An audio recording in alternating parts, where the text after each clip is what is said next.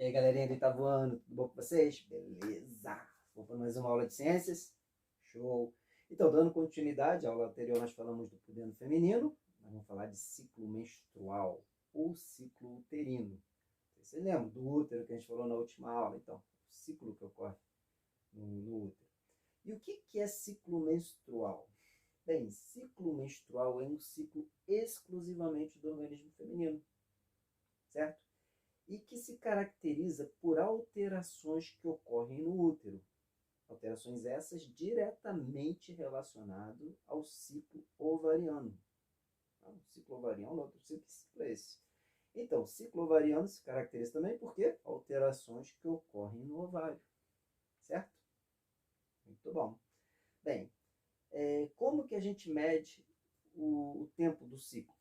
Simples, a gente começa com o primeiro dia de menstruação e vamos até o último dia, é o dia que antecede o primeiro dia da próxima menstruação.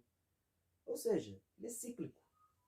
Começa, termina e já começa um outro ciclo. Termina, começa e termina. Ok?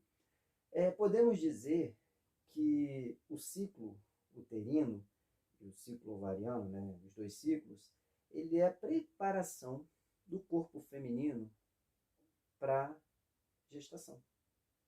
Porque a intenção do nosso organismo é que esse óvulo que vai ser amadurecido durante o ciclo ovariano, que ele seja fecundado e que o ciclo uterino venha preparar o local para que esse óvulo possa se desenvolver e possa vir aí uma nova criança, não, uma nova pessoinha, ok? Então vamos lá. Aqui atrás de mim eu fiz essa obra de arte aqui, esse quadro, para facilitar o entendimento. Não é que seja difícil, é fácil, é legal, mas isso aqui facilita bastante. Então vamos lá. Primeiramente, eu dividi em 4 linhas. A primeira linha, eu citei os hormônios hipofisários, fiz justamente um gráfico com a quantidade de hormônios liberados para cada momento do ciclo. Na segunda linha, os hormônios ovarianos, mesma coisa. A terceira linha, o ciclo uterino, como que é o caminhamento do ciclo uterino nos momentos, em cada momento, né, do ciclo. E no último ciclo ovariano, como que se caminha o folículo, o óvulo, o corpo lúteo ao longo de cada momento do ciclo. Então, na primeira linha, representei em azul o hormônio folículo estimulante, em amarelo o hormônio luteinizante. Na segunda linha, os hormônios ovarianos, em vermelho eu representei o estradiol e em roxo a progesterona. Ok? A quarta linha, o ciclo uterino, eu representei com o endométrio. A partir do primeiro dia, que é a menstruação, até formação e manutenção do endométrio. E o último dia, a última linha, o ciclo ovariano, que vai folículo, o óvulo, desenvolvimento do folículo, a expulsão do ovócito secundário, formação do corpo lúteo até a sua diminuição pequena. Aqui, o nosso ciclo está representado como um ciclo de 28 dias, que está dentro da média. Tá? Pode ter ciclo de 30, ciclo de 26, mas a média é 28.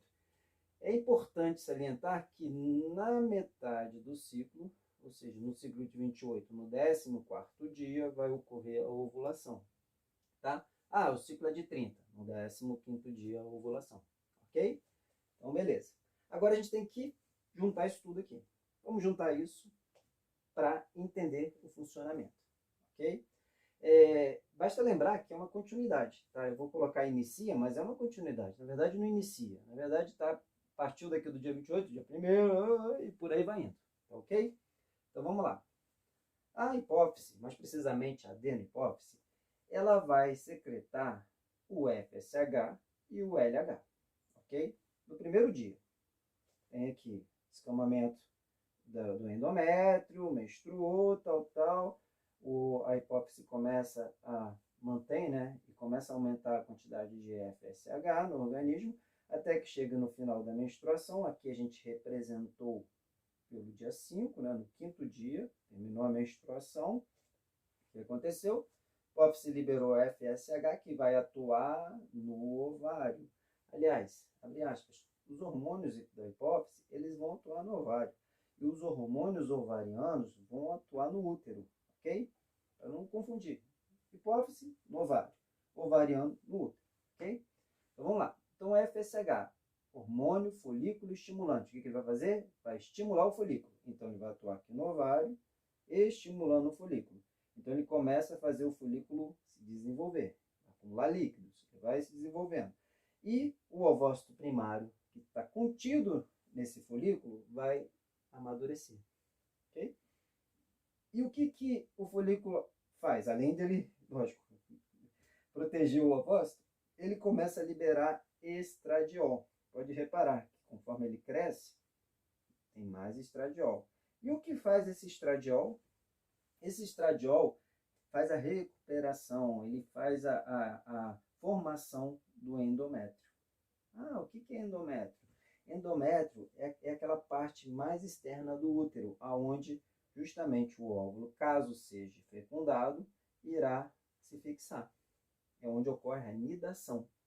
A nidação é justamente o óvulo fecundado fixo no endométrio. Ok? Tá.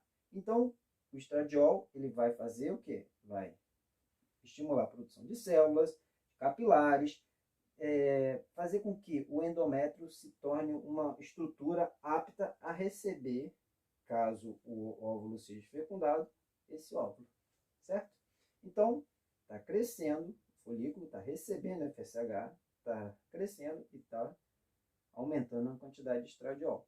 Até que ele chega a uma quantidade tão grande que ele vai causar um feedback negativo lá na hipófise. Pô, tô cheio de estradiol, tem que parar a liberação de FSH. O que a hipófise faz? Diminui a liberação de FSH. Caiu a liberação de FSH, quantidade de LH aumenta e faz um pico. O que é LH? Hormônio luteinizante. Fez o pico de LH, pum, o folículo estoura, abre e libera o ovócito secundário, que é o ovócito preparado para ser fecundado. Ok? Então, qual o hormônio responsável pela ovulação? O LH, o hormônio luteinizante. Certo? Ótimo. Então vamos dar continuidade. Lá em cima caiu o estradiol, por quê? Porque o folículo se rompeu, né? Então ele parou de produzir o estradiol, ou seja, diminuiu a quantidade de produção de estradiol, ele continua produzindo, porém a gente dá um nome dessa cicatriz que se forma com a explosão do folículo de corpo lúteo. Tá? Esse corpo lúteo ele vai começar a produzir progesterona numa quantidade maior do que o folículo produzia, vai continuar com o estradiol, porém numa forma mais constante, mais baixa.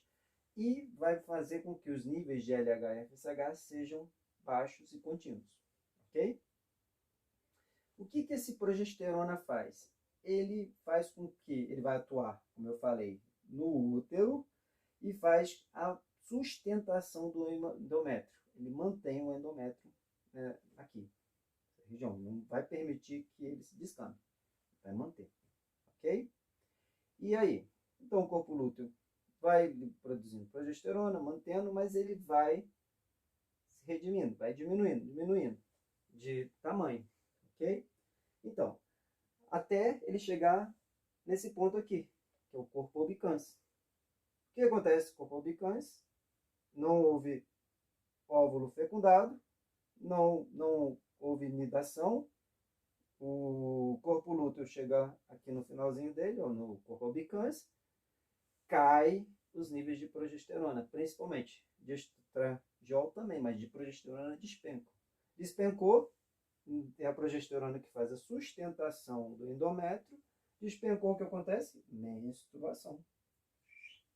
Se despencou a quantidade de progesterona, o que acontece aqui? A hipófise recebe a informação para, de novo, aumentar a quantidade de FSH. E aí retomamos todo aquele ciclo que nós falamos antes. Certo? Muito bom. Ah, foi fecundado. E aí? Ele foi fecundado. O óvulo, que se manteve na sustentação, né? 5 dias depois, ele vai se fixar no endométrio. No momento que ele se fixa no endométrio, o endométrio começa a produzir um hormônio chamado gonadotrofina coreônica.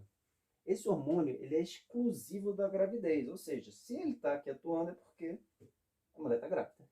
E o que esse hormônio faz? Ele faz a sustentação do endométrio e mantém a quantidade de progesterona contínua. Ele não permite que a progesterona despenque. Entendeu? Então, esse hormônio da gonadotrofina coreônica vai manter a quantidade de progesterona, mantendo o endométrio constante. No primeiro momento, é o endométrio que vai produzir esse hormônio. Assim que a placenta estiver pronta, a placenta vai assumir a produção do HCG. E esse hormônio ele vai ser produzido até próximo ao parto. Que aí ele parar de ser produzido e produzirá um outro hormônio chamado oxitocina, que estimulará as contrações e facilitará que o bebê nasça. Ok? Aqui, nessa região, quando a progesterona cai, é quando as mulheres relatam a TPM. Então, ela está muito bem caracterizada por essa queda brusca da progesterona. Que aí dá todos esses estímulos que as mulheres falam. Então, a Ana está me falando ali que a menstruação dela dura 7 dias. Então, Ana, a menstruação ela pode ocorrer com 4 dias, 5 dias, 6, 7 dias. Tá? Isso é normal. Mas a consulta periódica com o ginecologista, ela se faz fundamental. Você está dentro da normalidade, mas qualquer anormalidade que ocorra no seu ciclo, ou até dentro do normal, mas qualquer alteração que tenha no seu organismo, quem vai identificar e quem vai fazer o tratamento é o ginecologista, tá? Mas de qualquer maneira, 7 dias tá dentro do normal, né?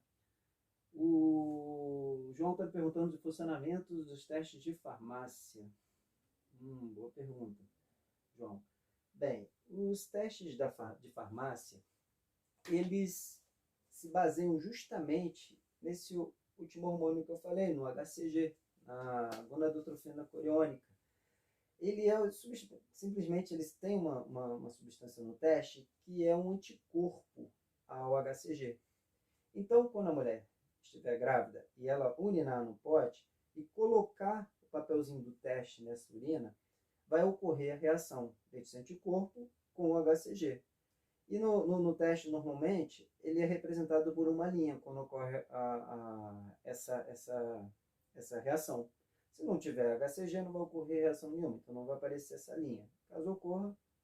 Sim, são 2 linhas. Uma linha é só para poder dizer que o teste realmente funcionou. A segunda linha é que é a linha da reação, certo? A Maria está me perguntando sobre os métodos contraceptivos. Bem, Maria, os métodos contraceptivos, nós temos o método de barreira, que é justamente utiliza preservativos, né? Você tem o mecânico, que é comum o DIU, né? É um dispositivo intrauterino.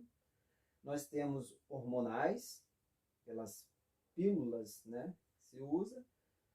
Cirúrgico, que ele é indicado só para pessoas que já tiveram filhos, né? Porque ele é irreversível, quer dizer, a vasectomia até pode ser reversível, né? Mas a laqueadura ela não é reversível, então ele só é indicado para quem já teve filhos.